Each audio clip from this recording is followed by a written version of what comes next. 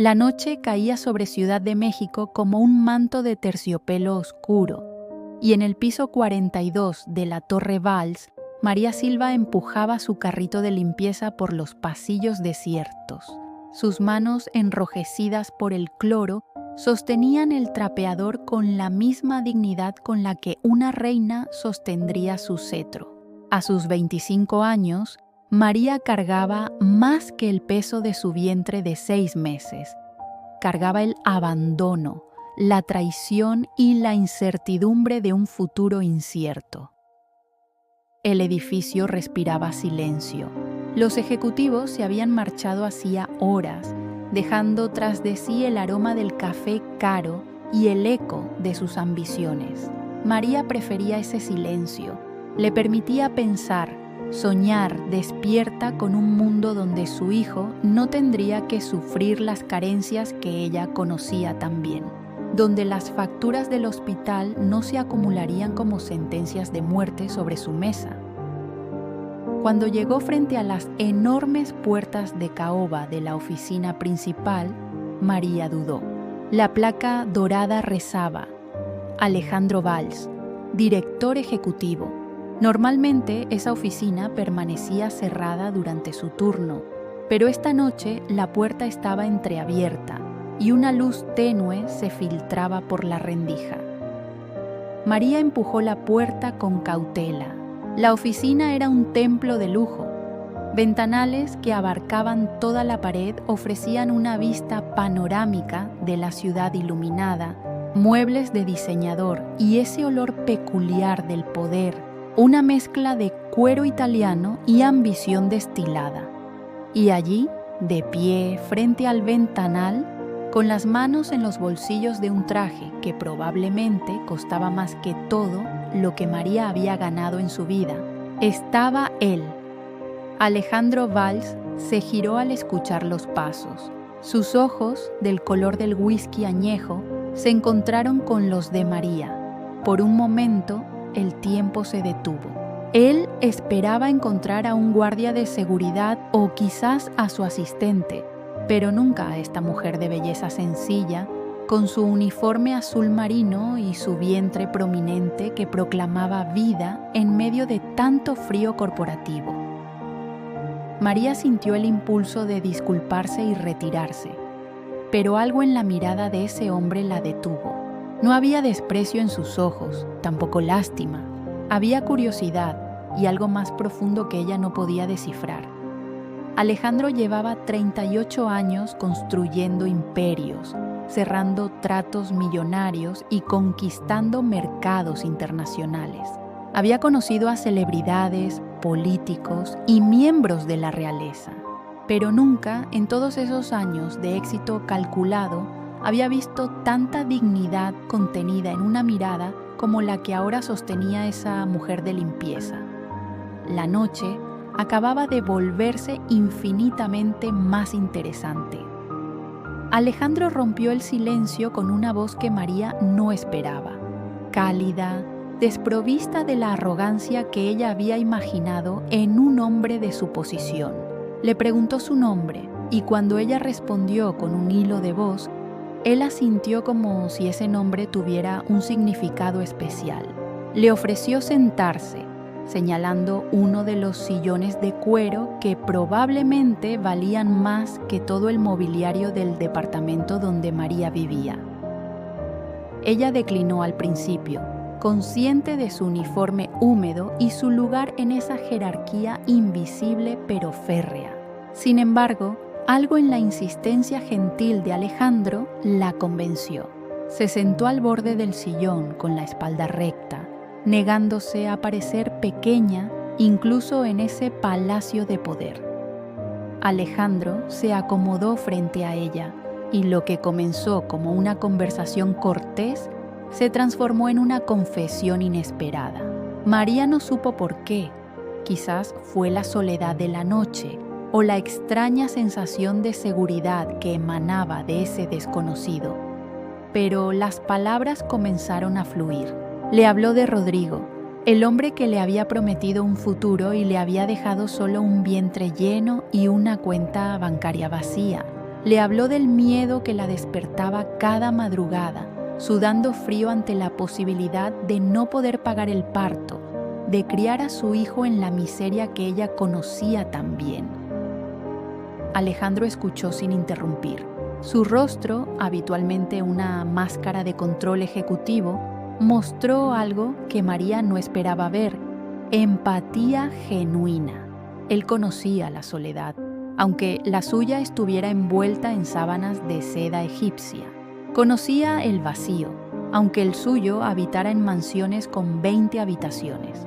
Había construido un imperio, pero no una familia. Había ganado el mundo, pero había perdido algo esencial en el proceso. Cuando María terminó de hablar, un silencio pesado llenó la oficina.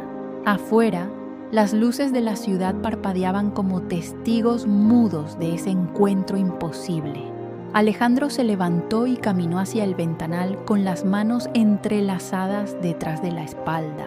Su mente, entrenada para calcular riesgos y beneficios, ahora navegaba en aguas desconocidas. Se giró hacia ella con una decisión tomada.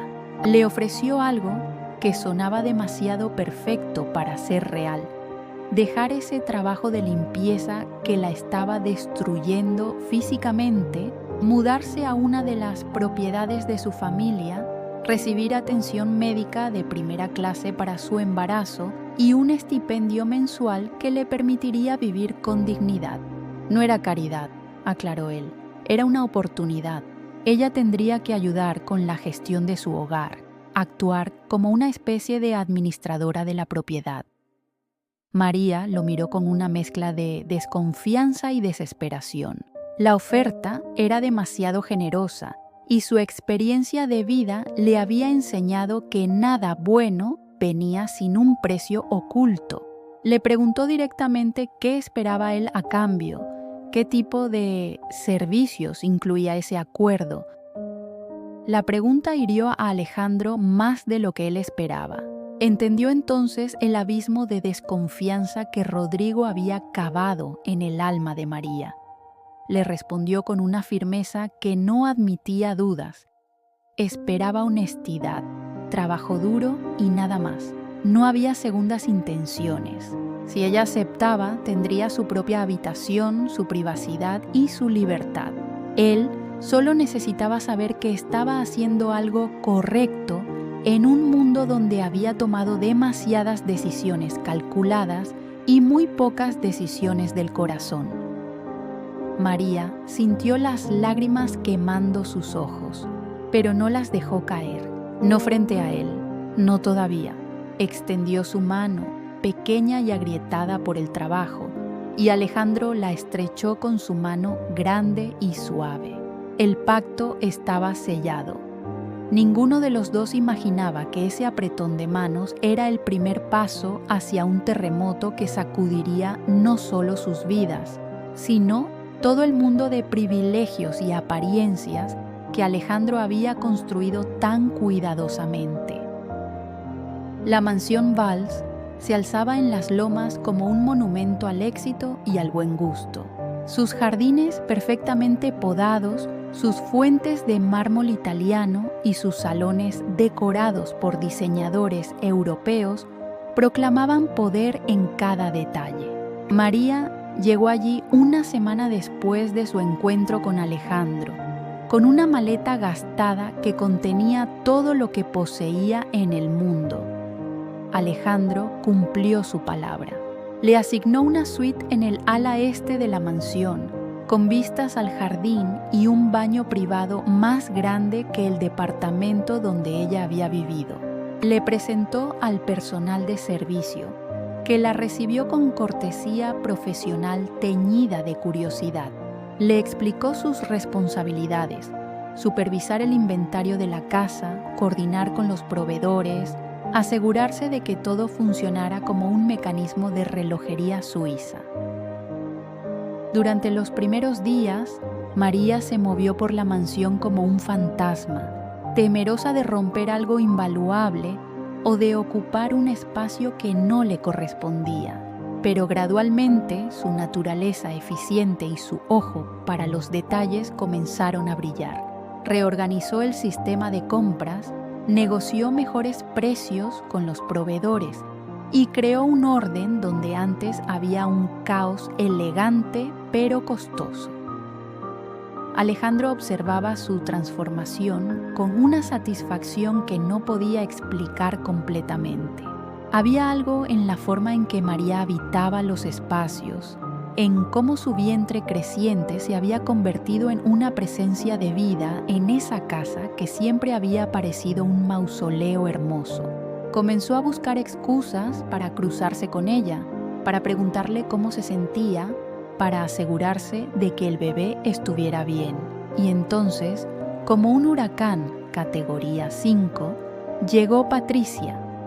Patricia Mendoza de Valls era la definición de la alta sociedad mexicana, educada en Suiza, con conexiones que abarcaban desde Los Pinos hasta la Casa Blanca, con un guardarropa que podría financiar una pequeña nación. Su matrimonio con Alejandro había sido un acuerdo entre dinastías, una fusión corporativa disfrazada de romance. Ella vivía la mayor parte del año en su penthouse de Polanco, atendiendo sus compromisos sociales y sus causas benéficas, visitando la mansión solo para eventos importantes. Pero los rumores viajan rápido en los círculos de poder. Una llamada de su mejor amiga, Sofía, le había revelado lo impensable. Alejandro había instalado a una mujer embarazada en su casa, una empleada de limpieza, una don nadie. Patricia llegó a la mansión un martes por la tarde, con el rostro endurecido por la furia contenida y un séquito de 3 amigas que olían sangre fresca. Encontró a María en el jardín, supervisando la entrega de flores para un evento de negocios que Alejandro organizaría. El encuentro fue devastador. Patricia no gritó, eso hubiera sido vulgar. Su ataque fue quirúrgico, ejecutado con la precisión de quien ha sido entrenada desde la cuna para destruir con palabras envueltas en seda. Llamó a María al proyecto de caridad de su esposo. Sugirió que seguramente había seducido a Alejandro con su estado de necesidad. Insinuó que el bebé podría ser de cualquiera y que ella estaba buscando atrapar a un hombre rico. María sintió cada palabra como una bofetada física. Su rostro palideció, pero mantuvo la compostura con una fuerza que nacía de años de sobrevivir desprecios mucho más crueles. No respondió, no se defendió. Simplemente sostuvo la mirada de Patricia con una dignidad que enfureció aún más a la mujer. Patricia no se detuvo ahí. Esa misma noche, organizó una cena de emergencia en su círculo social más íntimo. Allí, con copas de vino francés en mano y canapés de caviar, declaró la guerra. Habló de la situación inaceptable en su casa, de cómo Alejandro había perdido el juicio, de cómo esa mujer claramente era una cazafortunas peligrosa. Movilizó a sus aliadas, mujeres con poder e influencia, para que comenzaran una campaña de desprestigio. Los siguientes días fueron un infierno social para María.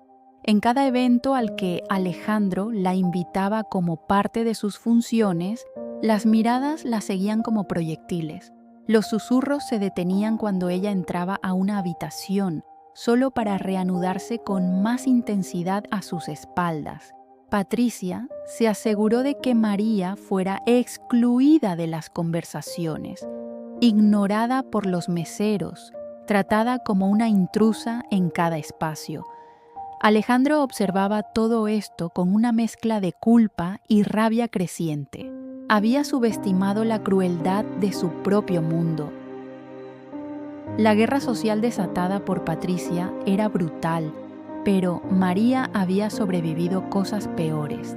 Lo que no esperaba, lo que la golpeó como un puñetazo en el estómago, llegó un sábado por la mañana en forma de un hombre que ella creía haber dejado atrás para siempre. Rodrigo Fernández apareció en la entrada de la mansión. Valls con una sonrisa que María conocía demasiado bien, esa mezcla de encanto superficial y amenaza velada que había confundido con carisma cuando lo conoció. Vestía ropa nueva, demasiado nueva, como si hubiera gastado dinero que no tenía en causar una buena impresión. Su cabello estaba peinado con gel y usaba un reloj falsificado que pretendía ser de lujo. El guardia de seguridad llamó a María y ella bajó las escaleras con el corazón latiéndole en la garganta. Rodrigo la recibió con los brazos abiertos, como si los últimos 7 meses no hubieran existido, como si no la hubiera dejado sola y aterrorizada con un bebé en camino. Le dijo que la había extrañado, que había sido un idiota, que quería conocer a su hijo. María lo escuchó con una frialdad que sorprendió incluso a ella misma. Le dijo que llegaba tarde, que no tenía ningún derecho, que debía marcharse. Pero Rodrigo no había venido a pedir perdón, había venido a cobrar. Con una voz que perdió toda su falsa dulzura, Rodrigo le reveló su verdadero plan. Había investigado, sabía que ella vivía ahora bajo la protección de uno de los hombres más ricos de México. Sabía que Alejandro Valls tenía una reputación que proteger, un imperio que mantener impoluto. Y Rodrigo tenía algo que Alejandro no podía comprar: derechos legales sobre el bebé que María llevaba en su vientre. La amenaza fue clara como cristal.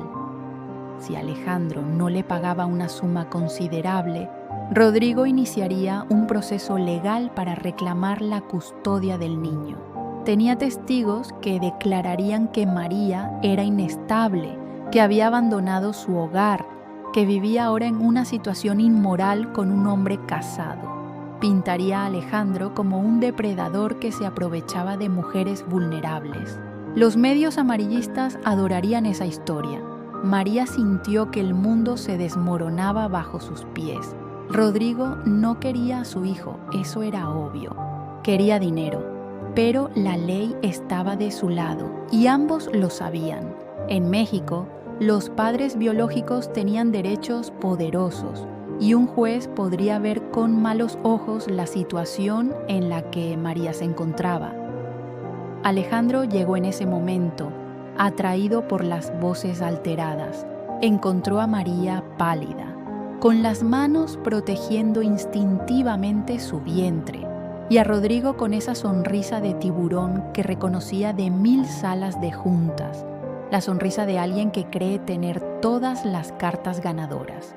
Rodrigo extendió su mano hacia Alejandro con una familiaridad repugnante, presentándose como el padre del bebé y sugiriendo que deberían tener una conversación de hombres de negocios.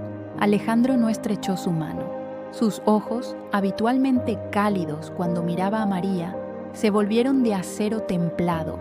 Rodrigo expuso sus demandas sin rodeos. 500,000 pesos a cambio de renunciar a sus derechos paternos. De lo contrario, iniciaría una batalla legal que no solo le daría la custodia del niño, sino que destruiría la reputación de Alejandro. Los titulares prácticamente se escribían solos.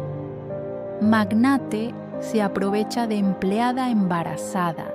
CEO mantiene relación ilícita mientras esposa sufre. Alejandro escuchó en silencio, con una calma que era más aterradora que cualquier explosión de ira.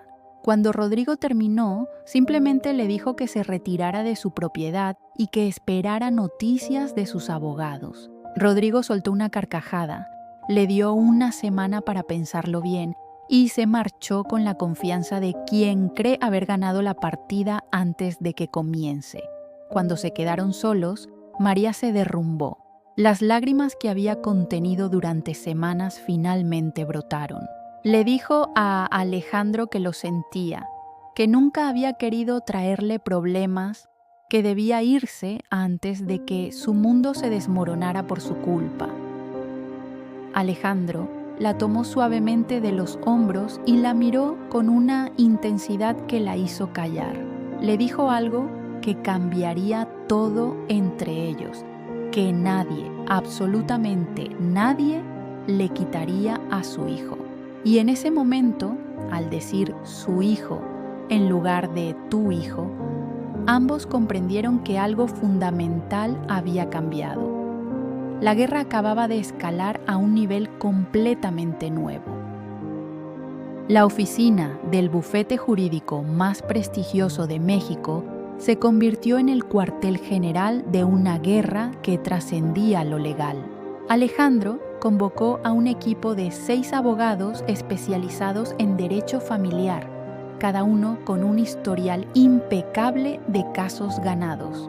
La mesa de conferencias se llenó de expedientes, precedentes legales y estrategias que se tejían como una red destinada a atrapar a Rodrigo en su propia trampa. El abogado principal, Ernesto Villarreal, un hombre de 60 años con fama de ser implacable en los tribunales, expuso la situación con brutal honestidad. Rodrigo tenía ventajas. Era el padre biológico, había manifestado interés en su hijo y la situación de María podía interpretarse como irregular. Un juez conservador podría verla como una mujer que había abandonado su hogar para vivir en la mansión de un hombre casado, sin importar cuán noble fuera el arreglo real. Pero Alejandro no había construido un imperio aceptando derrotas. Ordenó a sus investigadores privados que excavaran en la vida de Rodrigo, que encontraran cada grieta en su fachada de padre preocupado. Y las grietas no tardaron en aparecer. Deudas de juego en casinos clandestinos, denuncias por violencia doméstica de 2 exparejas, un historial de empleos perdidos por consumo de alcohol y, lo más revelador, mensajes de texto donde Rodrigo le confesaba a un amigo su plan de ordeñar al magnate. María se convirtió en el eje de esa batalla. Los abogados la prepararon para las audiencias, enseñándole a mantener la calma bajo interrogatorio, a presentar su historia sin victimizarse, pero sin ocultar la verdad. Le explicaron que su dignidad sería su mejor defensa, que cada palabra de Rodrigo sería analizada en busca de inconsistencias, pero la preparación legal era solo una parte del conflicto. Patricia, al enterarse de la batalla por la custodia, vio una oportunidad dorada para destruir definitivamente a María. Contrató a su propio equipo de relaciones públicas para filtrar la historia a los medios, pero con un giro venenoso. Presentó a Alejandro como un ingenuo manipulado por una mujer calculadora que usaba a su bebé como moneda de cambio. Los titulares comenzaron a aparecer en las revistas de sociales y en los portales de chismes. La cenicienta que engañó al príncipe, magnate atrapado en triángulo amoroso con empleada, guerra por bebé destapa romance prohibido. Cada artículo era una puñalada calculada, diseñada para erosionar la credibilidad de María y, por extensión, de Alejandro. María leyó esos artículos con el corazón destrozado. Veía su vida, sus decisiones más íntimas y dolorosas, convertidas en entretenimiento para personas que no la conocían. Veía cómo reducían su historia a un cliché barato: la mujer pobre que seduce al hombre rico. Las fotografías que acompañaban los artículos, tomadas con teleobjetivo mientras ella caminaba por el jardín de la mansión, la hacían parecer una intrusa en un mundo que no le pertenecía. Alejandro sintió su rabia crecer con cada artículo publicado. Sabía que Patricia estaba detrás de esa campaña de desprestigio y la confrontó en una cena familiar que se convirtió en un campo de batalla. Patricia se defendió con veneno refinado, acusándolo de haber destruido la reputación de la familia Valls por un capricho, por su complejo de salvador que lo hacía recoger casos perdidos. La pelea escaló hasta que Alejandro pronunció las palabras que cambiarían todo, le dijo a Patricia que su matrimonio había sido una mentira desde el principio, un contrato social que ninguno de los dos había respetado realmente y que era momento de dejar de fingir. Patricia, herida en su orgullo más que en su corazón, respondió que si él continuaba con esa farsa, se aseguraría de que María perdiera no solo la custodia de su hijo, sino también cualquier esperanza de una vida normal. Mientras tanto, la primera audiencia se acercaba. Rodrigo apareció ante el juez con un traje alquilado y un discurso bien ensayado sobre segundas oportunidades y derechos paternos. Sus abogados, financiados misteriosamente por alguien que Alejandro sospechaba era Patricia, pintaron a María como una mujer que había huido de su hogar para vivir una vida de lujos, abandonando al padre de su hijo sin darle oportunidad de cambiar. María testificó con voz temblorosa pero firme. Narró cómo Rodrigo la había abandonado cuando le contó del embarazo, cómo había tenido que trabajar hasta el agotamiento para sobrevivir, cómo había aceptado la ayuda de Alejandro por desesperación, no por ambición. El juez la escuchó con expresión inescrutable, tomando notas que podrían decidir el destino de su hijo. Cuando salieron del juzgado, Alejandro tomó la mano de María por primera vez en público frente a las cámaras, frente a Patricia, que observaba desde su coche con los ojos llenos de furia contenida. Ese gesto simple fue una declaración de guerra total y ambos lo sabían. La batalla apenas comenzaba. Las semanas que siguieron a la primera audiencia transformaron la mansión Walls en una fortaleza asediada. Alejandro canceló viajes de negocios, pospuso juntas importantes y dedicó cada momento libre a preparar la defensa de María. Las noches se alargaban en su estudio, donde ambos revisaban documentos legales, ensayaban testimonios y construían una narrativa que pudiera convencer al juez de que Rodrigo era una amenaza, no un padre arrepentido. En esas noches de trabajo forzado, algo comenzó a crecer entre ellos, algo que ninguno de los dos había buscado, pero que era tan inevitable como el amanecer.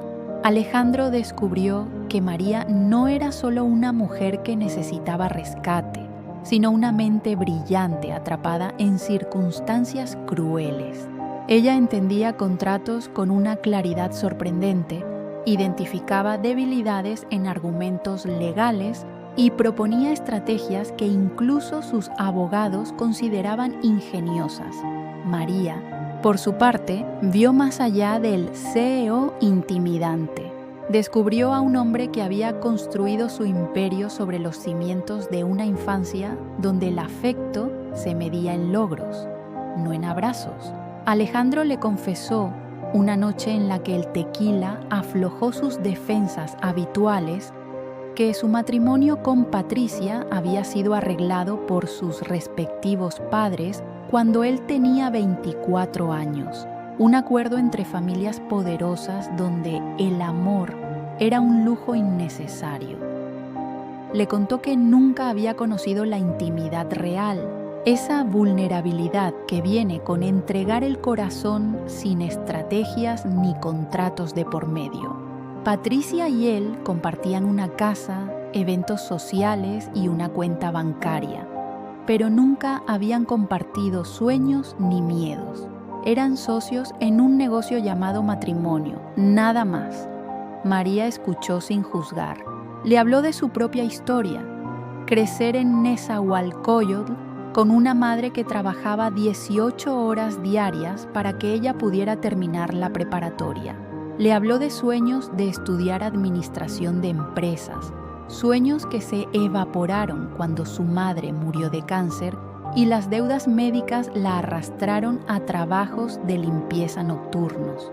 Le habló de Rodrigo, que le había parecido un príncipe hasta que el embarazo reveló al cobarde que se escondía detrás de las promesas. Una noche, mientras revisaban los extractos bancarios de Rodrigo que los investigadores habían conseguido, el bebé de María pateó con inusual fuerza. Ella hizo una mueca de dolor mezclada con alegría. Alejandro, sin pensarlo, le preguntó si podía sentir. María tomó su mano y la colocó sobre su vientre abultado. El momento en que Alejandro sintió esa pequeña vida moviéndose bajo su palma fue una revelación. No era su hijo biológico, pero en ese instante supo con absoluta certeza que sería su hijo en todos los sentidos que importaban. Levantó la mirada y se encontró con los ojos de María, brillantes con lágrimas no derramadas, y el mundo se redujo a ese espacio entre ellos. El beso fue inevitable, suave al principio, tentativo, como si ambos temieran romper algo precioso. Luego se profundizó, cargado con meses de tensión, miedo compartido y una conexión que desafiaba toda lógica. Cuando se separaron, ambos sabían que habían cruzado una línea que no tenía regreso. Los días siguientes fueron una danza peligrosa entre el deseo y la cordura. Sabían que su amor era un escándalo esperando explotar, una munición perfecta para Patricia y para Rodrigo. Los abogados les advirtieron que cualquier indicio de romance podría ser usado en su contra, pintándolos como una pareja adúltera que había planeado todo desde el principio. Pero el corazón no entiende de estrategias legales. Alejandro comenzó a buscar excusas para tocar a María, ajustar un mechón de cabello detrás de su oreja, rozar su mano al pasarle documentos, sostener su espalda cuando el peso del embarazo la hacía tambalearse. María correspondía con miradas que decían lo que las palabras no podían. Te amo, te necesito, tengo miedo de perderte. Una tarde, Alejandro la llevó a un rincón secreto de la mansión, un invernadero abandonado que su madre había construido décadas atrás. Entre orquídeas salvajes y enredaderas que habían reclamado el espacio, le dijo la verdad sin filtros. Le dijo que se había enamorado de ella desde aquella primera noche en su oficina, cuando la dignidad de María había brillado más fuerte que todos sus logros empresariales. Le dijo que no sabía cómo había vivido 38 años sin conocer ese tipo de amor que te hace vulnerable y poderoso al mismo tiempo. María lloró, pero no de tristeza. Lloró porque finalmente, después de años de sobrevivir, estaba viviendo. Le confesó que lo amaba con una intensidad que la asustaba, que cada noche rezaba porque el juez les permitiera construir una familia, aunque el mundo entero los juzgara. Se besaron entre las flores silvestres y por primera vez en meses, ambos sintieron algo parecido a la paz. Pero la paz es un lujo que el mundo no les permitiría conservar por mucho tiempo. Esa misma noche, Patricia recibió una llamada de su detective privado, quien había capturado fotografías de Alejandro y María en el invernadero. La sonrisa que iluminó el rostro de Patricia fue escalofriante. Finalmente tenía las pruebas que necesitaba para destruirlos a ambos. Las fotografías llegaron por mensajería privada a la oficina de Ernesto Villarreal, el abogado principal de Alejandro, junto con una nota mecanografiada que no necesitaba firma. El juez encontrará estas imágenes muy reveladoras. Quizás sea momento de reconsiderar quién merece la custodia de un niño inocente. Patricia había lanzado su golpe más devastador. La reunión de emergencia en el despacho legal fue brutal. Los abogados desplegaron las fotografías sobre la mesa como evidencia en un juicio. Alejandro y María besándose en el invernadero, sus manos entrelazadas, la ternura innegable en cada imagen. Ernesto fue directo y cruel en su evaluación. Esas fotografías convertían su caso de protección humanitaria en un sórdido triángulo amoroso. Un juez conservador podría ver a María como una rompehogares, a Alejandro como un adúltero que anteponía su capricho a la estabilidad de un niño. Rodrigo ya había recibido copias cortesía de Patricia. Su nuevo abogado estaba preparando un argumento devastador. María había seducido deliberadamente a un hombre casado para asegurar recursos, demostrando una falta de moralidad que la descalificaba como madre apropiada. El padre biológico, aunque imperfecto, ofrecía al menos un hogar sin escándalos. Alejandro escuchó todo esto con una calma exterior que ocultaba una tormenta interior. Cuando los abogados terminaron su análisis catastrófico, hizo una pregunta que los dejó mudos. ¿Y si él se divorciaba de Patricia antes de la siguiente audiencia? ¿Y si convertía esa relación ilícita en un compromiso legítimo? Ernesto negó con la cabeza. Un divorcio precipitado solo confirmaría que el romance había existido durante el matrimonio. Además, Patricia no aceptaría un divorcio rápido o limpio. Lo convertiría en una batalla legal que se extendería por años. El juez vería todo como una telenovela caótica, y los niños no se entregan a protagonistas de telenovelas. María, que había permanecido en silencio durante toda la reunión, finalmente habló. Su voz era pequeña pero firme. Debía irse. Debía desaparecer de la vida de Alejandro antes de destruir todo lo que él había construido. Si ella se retiraba, Alejandro podría presentarse ante el juez como un benefactor engañado, recuperar su reputación y ella encontraría otra manera de luchar por su hijo.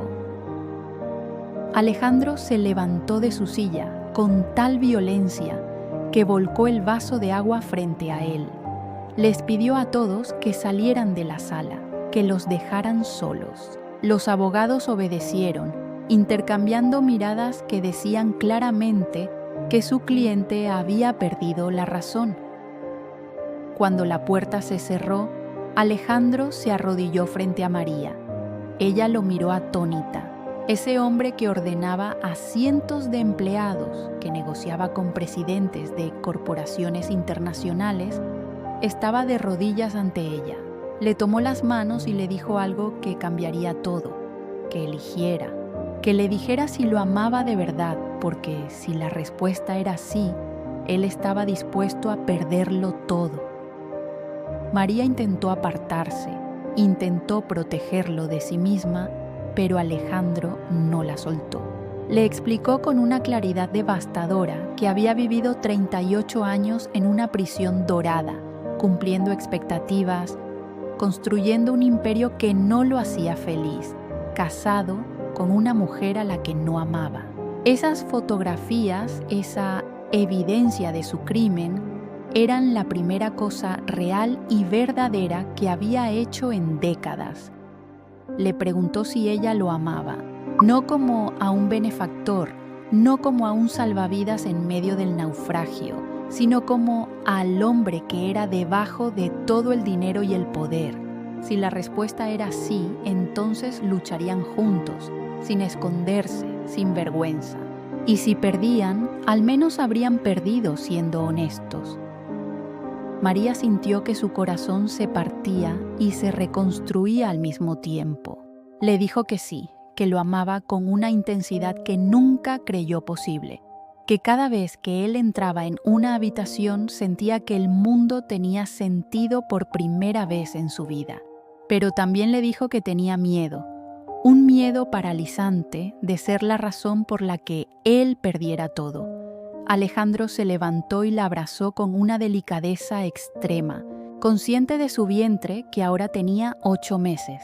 Le susurró al oído que el miedo era normal, pero que rendirse era inaceptable.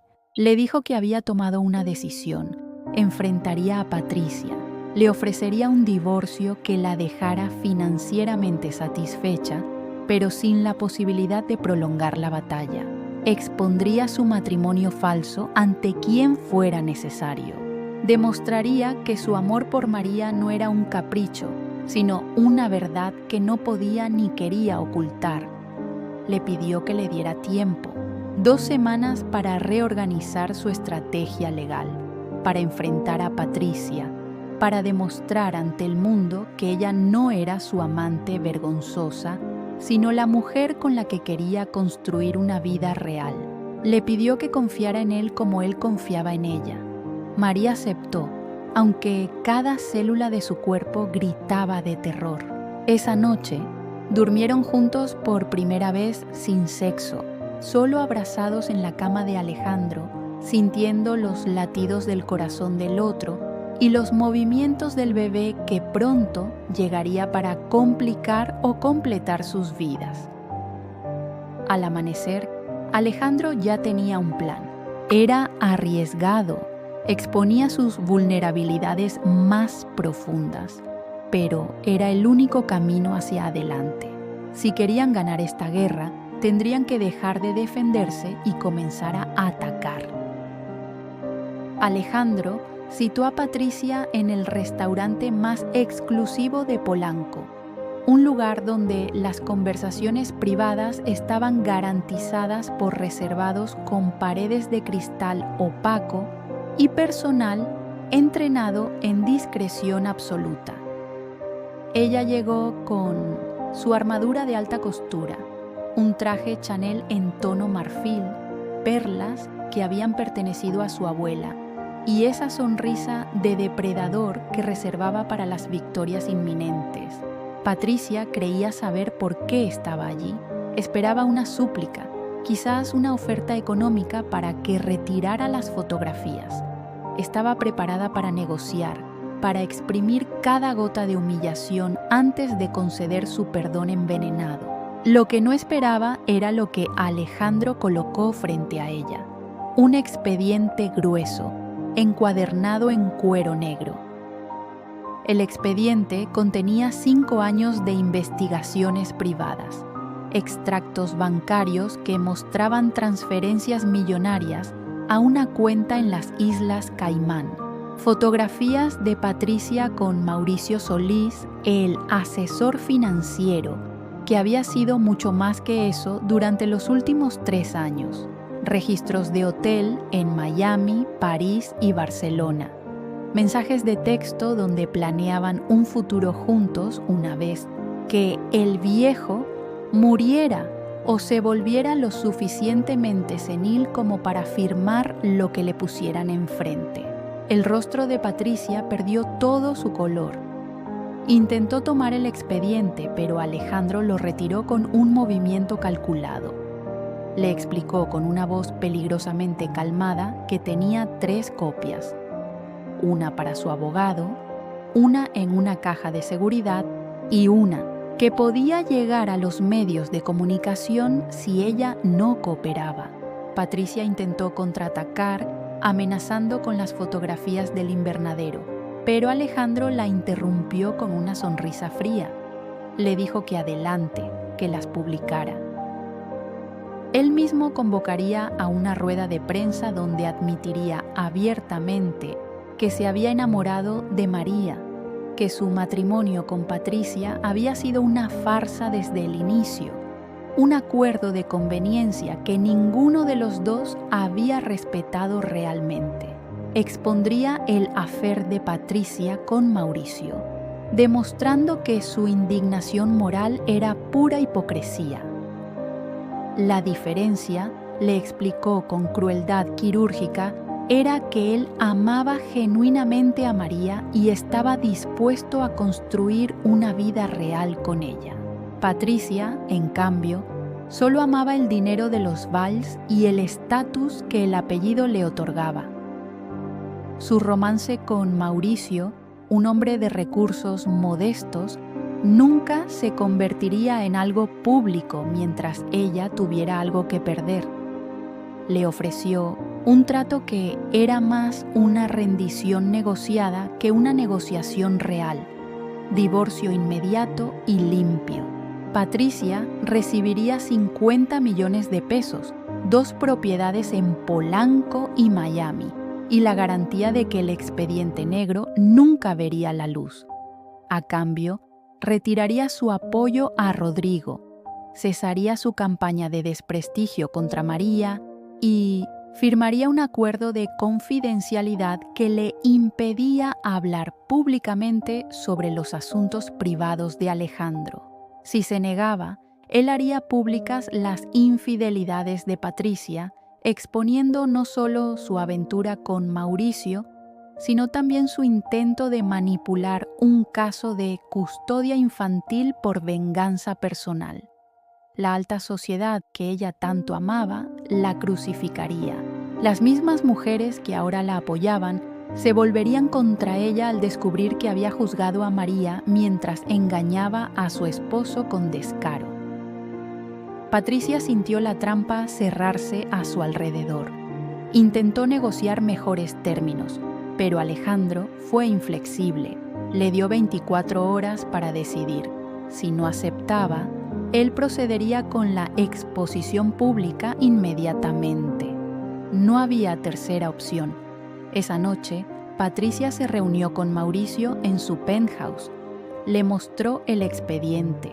Le contó sobre la oferta de Alejandro.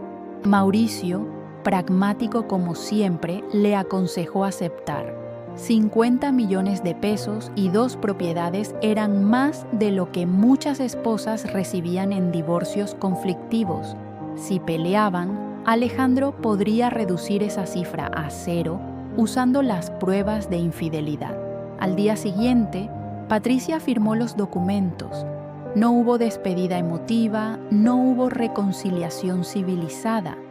Solo la fría transacción de un matrimonio que terminaba como había comenzado, como un contrato de negocios. Alejandro le garantizó que el expediente permanecería sellado siempre que ella cumpliera su parte del acuerdo, pero Patricia no se iría sin lanzar una última flecha envenenada. Antes de firmar, le dijo a Alejandro que él y María nunca serían aceptados por la sociedad que importaba, que podían casarse, tener hijos, construir su pequeño mundo de amor verdadero, pero siempre serían los protagonistas de un escándalo, la empleada y el jefe que destruyeron un matrimonio. Los invitarían a eventos por obligación, los tolerarían por su dinero, pero nunca los respetarían verdaderamente. Alejandro la miró con algo parecido a la lástima. Le respondió que Patricia nunca había entendido la diferencia entre ser admirada y ser amada, que él prefería 1000 veces el amor genuino de una mujer como María, que la admiración hueca de personas cuyas vidas eran tan vacías como la de ella. Patricia salió de la oficina con la espalda recta y la cabeza en alto, pero ambos sabían que había perdido. No solo había perdido un matrimonio, sino también la guerra que había iniciado con tanta confianza. Esa misma tarde, Rodrigo recibió una llamada de su abogado informándole que Patricia había retirado su apoyo financiero. Sin dinero para pagar honorarios legales costosos, su caso se debilitó drásticamente. Los abogados de Alejandro, sintiendo sangre en el agua, intensificaron su ataque con las pruebas de la vida disoluta de Rodrigo. El muro que había rodeado a Alejandro y María comenzaba a agrietarse, dejando pasar finalmente la luz. La sala de audiencias del juzgado familiar estaba cargada de una tensión que podía cortarse con cuchillo. Era la audiencia final, la que determinaría el destino del bebé que María había dado a luz 3 semanas antes. Un niño hermoso de ojos oscuros al que habían nombrado Mateo. El pequeño descansaba ahora en una guardería del juzgado, ajeno a la batalla legal que se libraba por su futuro. Rodrigo llegó con un traje arrugado y un abogado de oficio que había heredado después de que Patricia retirara su financiamiento. La confianza arrogante que había mostrado en audiencias anteriores se había evaporado, reemplazada por una desesperación mal disimulada. Sabía que estaba perdiendo, pero el orgullo y la rabia lo mantenían aferrado a una batalla que ya había perdido. María entró del brazo de Alejandro, vestida con elegancia discreta, un vestido azul marino que había elegido cuidadosamente para proyectar respetabilidad sin pretensión. Había perdido peso después del parto, pero había ganado algo más valioso: una serenidad que venía de saber que, independientemente del resultado, había luchado con honor. Ernesto Villarreal abrió la presentación final con la precisión de un cirujano. Proyectó en una pantalla los hallazgos de la investigación sobre Rodrigo, un historial de 3 empleos perdidos en 2 años por absentismo y consumo de alcohol en horario laboral. Testimonios de 2 exparejas que lo acusaban de violencia verbal y, en un caso, física. Deudas de juego que ascendían a casi 200,000 pesos con prestamistas que no aparecían en registros oficiales. Pero la evidencia más devastadora llegó en 1912, forma de mensajes de texto que los investigadores habían recuperado del teléfono de Rodrigo. En ellos, confesaba abiertamente a un amigo que no le importaba el niño, que solo veía en la situación una oportunidad de sacarle dinero al millonario que se estaba cogiendo a su ex. Usó palabras más crudas, más reveladoras de su verdadero carácter. El abogado de Rodrigo intentó argumentar que los mensajes estaban fuera de contexto, que eran bromas de mal gusto entre amigos, pero el daño estaba hecho. El juez, un hombre de 50 y tantos años, con fama de ser estricto pero justo, tomaba notas con expresión cada vez más severa. Luego fue el turno de María. Subió al estrado con las piernas temblorosas, pero cuando comenzó a hablar, su voz se fortaleció. No leyó de un papel preparado, habló desde el corazón. Narró su historia sin exagerar el drama, pero sin minimizar el dolor. Habló de cómo Rodrigo había desaparecido cuando más lo necesitaba, de cómo había tenido que elegir entre comer y comprar vitaminas prenatales, de las noches donde lloraba de miedo pensando en traer un hijo a un mundo donde ella no podía ofrecerle seguridad. Habló de Alejandro con una honestidad que desarmó cualquier cinismo en la sala. Admitió que su relación había comenzado como un acuerdo de benefactor y beneficiaria, pero que se había transformado en algo más profundo. No intentó romantizar la situación ni ocultar la complejidad moral de enamorarse de un hombre casado. Simplemente dijo la verdad, que Alejandro le había ofrecido respeto cuando el mundo le ofrecía desprecio, que le había dado dignidad cuando otros solo le daban lástima. Y lo más importante, que Mateo estaba rodeado de amor, cuidado médico excepcional y un hogar estable, que si el juez le daba la oportunidad, ella se aseguraría de que su hijo creciera conociendo su verdadero origen, sin mentiras, pero también sin la toxicidad de un padre que lo veía como una mercancía. Cuando María bajó del estrado, tenía lágrimas en los ojos, pero también una fortaleza que todos en la sala pudieron sentir. Alejandro le apretó la mano y ese gesto simple comunicó más que 1000 declaraciones.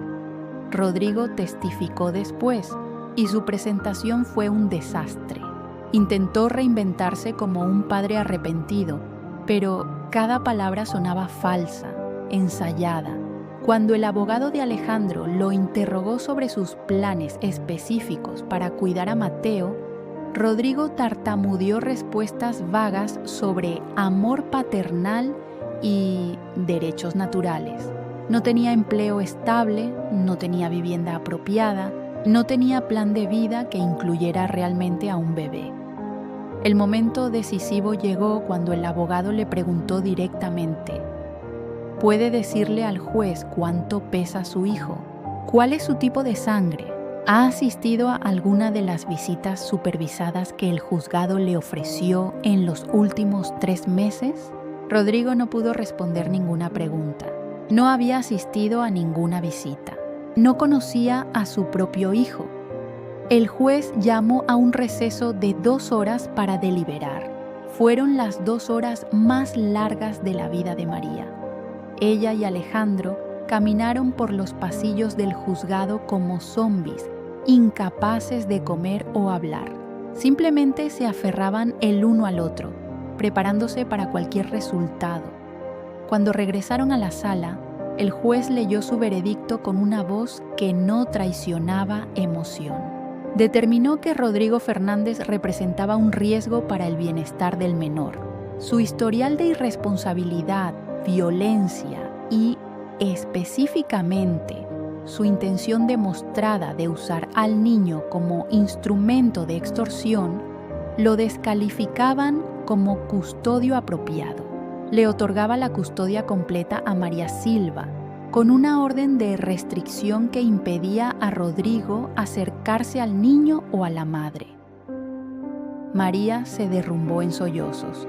Alejandro la abrazó mientras sus propias lágrimas caían silenciosamente. Ernesto Villarreal, el abogado que había visto 1000 casos, admitió después que fue uno de los pocos veredictos que lo había emocionado genuinamente. Rodrigo salió de la sala maldiciéndolos a todos, pero su rabia era la rabia impotente de un hombre que había apostado todo y había perdido.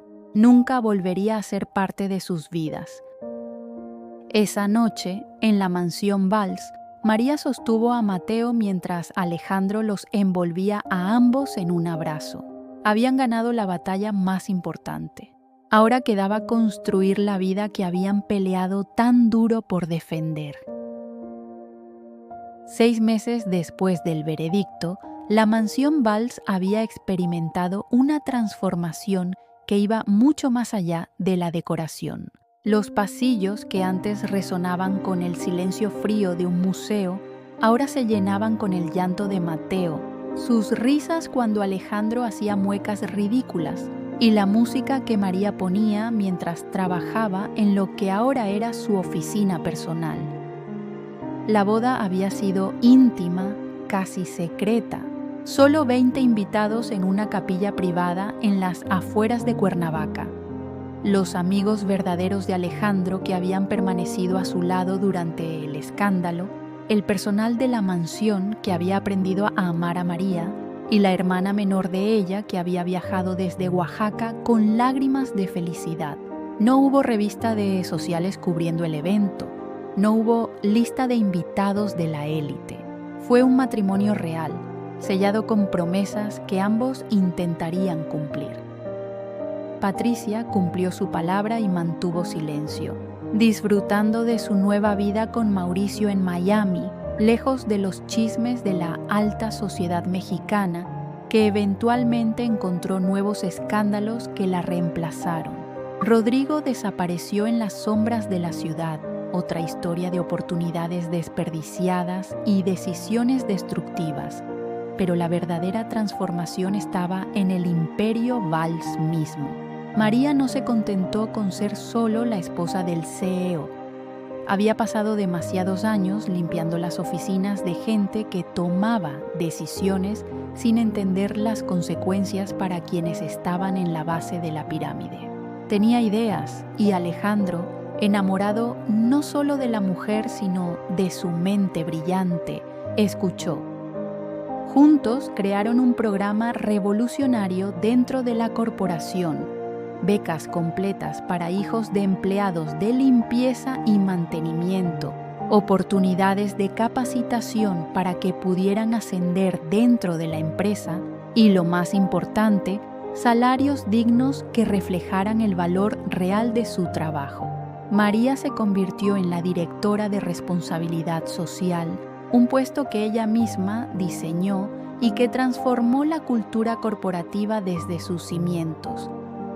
Los empleados que alguna vez limpiaban baños a las 3 de la madrugada ahora tenían acceso a guarderías subsidiadas, seguro médico de calidad y un camino claro hacia mejores posiciones. María conocía sus nombres, conocía sus historias porque había sido una de ellos. No delegaba esa responsabilidad a gerentes intermedios. Ella misma se reunía mensualmente con grupos de empleados, escuchaba sus necesidades, implementaba cambios reales. La alta sociedad, como Patricia había predicho, nunca los aceptó completamente. Las invitaciones a ciertos eventos siguieron llegando, pero siempre con ese matiz de obligación más que de genuino deseo. Pero Alejandro y María descubrieron algo liberador, no les importaba. Habían construido su propio círculo, una comunidad de personas que los valoraban por quienes eran realmente, no por el apellido que llevaban o el dinero que poseían. Mateo creció en ese ambiente de amor auténtico. A sus primeros pasos los celebraron con la misma alegría el CEO millonario y la mujer que había fregado pisos. Alejandro descubrió la paternidad no como un deber dinástico, sino como una fuente de alegría pura. Cambiaba pañales a las 3 de la mañana, cantaba canciones de cuna desafinadas y se derretía cada vez que Mateo lo llamaba papá. Un año después de la boda, María quedó embarazada nuevamente. Esta vez fue planeado, deseado y celebrado sin miedo ni vergüenza. Cuando nació Valentina, una niña de cabello oscuro y ojos que eran una mezcla perfecta de ambos padres, la familia se completó de una manera que ninguno había imaginado posible. La corporación Valls comenzó a recibir reconocimientos por sus prácticas laborales éticas. Otras empresas intentaron copiar el modelo, aunque pocos lo hacían con la misma convicción. María fue invitada a dar conferencias en universidades, a escribir artículos sobre responsabilidad social corporativa. Se convirtió en una voz importante en un mundo que había intentado silenciarla. Alejandro, por su parte, descubrió que el éxito tenía un sabor diferente cuando se construía con conciencia. Sus márgenes de ganancia disminuyeron ligeramente debido a los salarios más altos y los beneficios ampliados, pero la lealtad de sus empleados se tradujo en mayor productividad, menor rotación y una reputación corporativa que atraía a los mejores talentos. Una tarde, 5 años después de aquella primera noche en la oficina del piso 42, Alejandro y María se encontraron solos en el invernadero que había sido testigo de su primer beso. Los niños estaban con su niñera y ellos habían robado una hora de paz en medio de vidas increíblemente ocupadas. María, ahora con 32 años y una maestría en administración que había completado mientras criaba a sus hijos, miró a Alejandro con una sonrisa que contenía años de batallas ganadas y amor profundizado. Le preguntó si se arrepentía de algo, si el costo de su amor había valido la pena. Alejandro la besó con la misma ternura de aquella primera vez, pero ahora enriquecida por años de conocerse en lo profundo, de sobrevivir tormentas juntos, de construir algo real en un mundo de fachadas. Le respondió que no cambiaría ni un solo momento, ni siquiera los más dolorosos, porque cada uno de ellos los había llevado a ese instante perfecto. Le dijo que ella le había enseñado que el verdadero poder no venía de las cuentas bancarias o los títulos corporativos, sino de la capacidad de amar sin condiciones, de luchar por lo correcto incluso cuando el mundo entero te juzga, de construir algo significativo que trascienda tu propia vida. María apoyó su cabeza en el hombro de Alejandro, sintiendo el peso satisfactorio de una vida bien vivida. No había sido el cuento de hadas que las niñas pequeñas imaginan, con príncipes sin defectos y finales sin complicaciones. Había sido mejor que eso. Había sido real. Habían construido un imperio, pero no de acero y cristal. Un imperio de amor genuino, de justicia social, de segundas oportunidades y dignidad recuperada. Un imperio donde una mujer que había limpiado baños podía convertirse en directora, donde un CEO podía aprender que el verdadero éxito se mide en abrazos, no en acciones. Y en las noches, cuando Alejandro y María se acostaban exhaustos pero satisfechos, con los monitores de bebés transmitiendo la respiración tranquila de sus hijos, ambos sabían la verdad más profunda, que la dignidad había sido siempre la mayor riqueza y el amor verdadero, el único poder que realmente importaba. Fin, gracias por seguir Susurros de Pasión. Si esta historia te emocionó, te hizo creer en el poder transformador del amor verdadero, no olvides darle like, suscribirte y compartir. Cada semana traemos nuevas historias que tocarán tu corazón. Nos vemos en el próximo relato.